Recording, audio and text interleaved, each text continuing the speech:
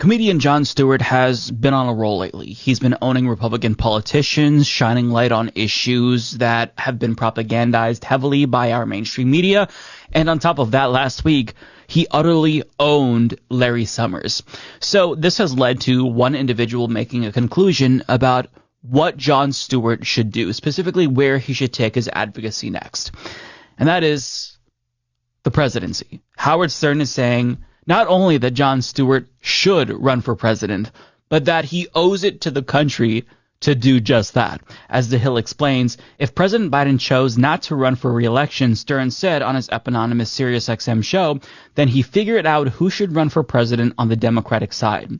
His name is Jon Stewart, Stern said. That guy is so fucking smart and bright and also witty and really measured when he takes on a debate. Stern told listeners about the Apple TV Plus the problem with Jon Stewart host. He knows how to talk, and he would work his ass off to be a good president, Stern, 69, nice, said. I'm telling you, he could also win because people like Jon Stewart, Stern said, noting how Ukrainian President Vladimir Zelensky was a comedic actor before entering the political world. Praising Stewart's advocacy work on Capitol Hill, Stern said, remember when John went to Congress and lobbied for the 9/11 first responders?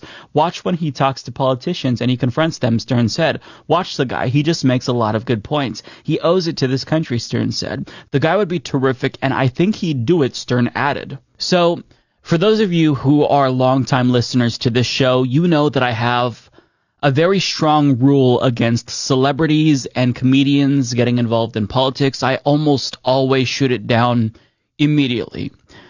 With that being said, I would make an exception for Jon Stewart.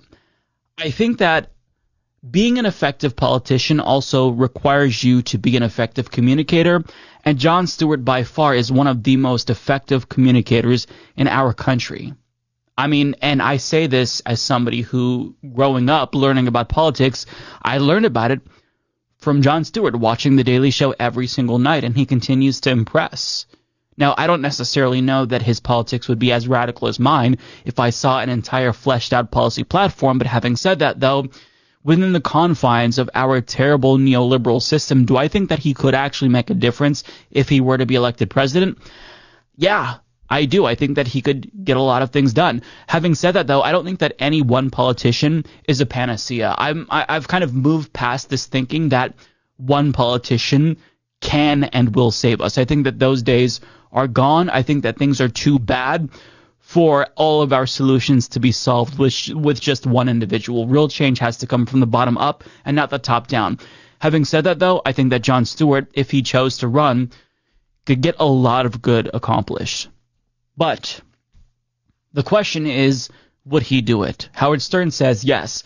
But Jon Stewart already answered this question. So last year, after he basically lobbied Congress by shaming Republicans into supporting health care for veterans, well, there was an op-ed that said he should run for president, and he was very clear. He took to Twitter to write, no thank you. So he doesn't want to do it. He's already made this clear.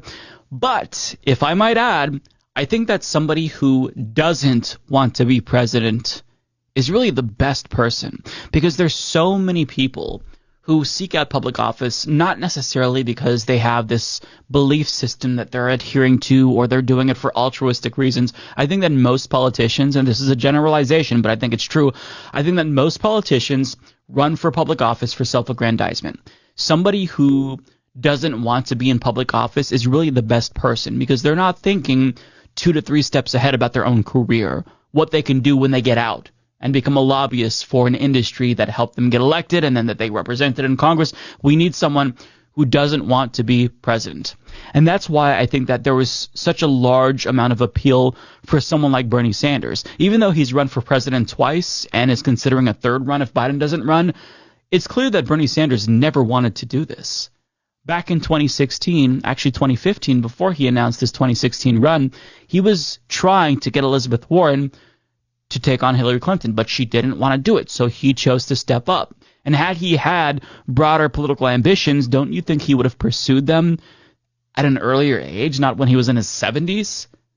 And you see, not wanting to be in power, that made a difference on Bernie Sanders' campaign. I mean, as difficult as it is for him to win in a Democratic primary with all of this media propaganda, you can tell that he actually cares about the issues that he's talking about. And even if I have my disagreements with Bernie Sanders, you can't doubt the sincerity of him, right? There's a reason why he is consistently the most popular politician in America, and it's because he means what he says, and that's evident, right? When he's trying to be a little bit, I don't know, I guess coy about his real beliefs, it comes through. So there is value in authenticity, and that's because we're lacking it in politics. And when you see somebody who's actually authentic, that does wonders. I mean, Trump is not the best example. He lies every 2 seconds, but there's something authentic about him that isn't applicable to other Republicans. I mean, compare him with Ron DeSantis. Everything that Ron DeSantis says feels rehearsed and phony and contrived. But with regard to Donald Trump, even though he's lying, he still says things that we know he's really thinking. Like, he says the quiet part loud, and that's part of the appeal for Republicans. So if we had politicians that actually wanted to run for pure reasons and not selfish reasons, I think that the country would be in a better place. But having said that, though, that doesn't mean that all of our problems would be solved, right? It's not a supply issue. It's the institutions. The institutions are the problem. Capitalism is the problem. We've commodified every single aspect of American life, including elections. So if you want to get elected, you essentially have to pledge fealty to large multinational corporations. Otherwise, good luck getting elected, because that requires money. And trying to raise money using small grassroots donors is very difficult. I would know. I've brought on probably more than 100 politicians who've tried doing it, and just a couple of them have gotten elected. So, you know, we're in a situation where I feel like as desperation increases, as so many crises get worse, I'm willing to try different things. And if that means running one celebrity, one comedian, I'm for it if it's Jon Stewart. But for anyone else, I won't make that exception for them, because I think that Jon Stewart is unique in the sense that he really does care about these things, and he is educated, and he is able to speak about these things in a way that makes them easily digestible. But any other politician or any other celebrity that wants to become a politician, no.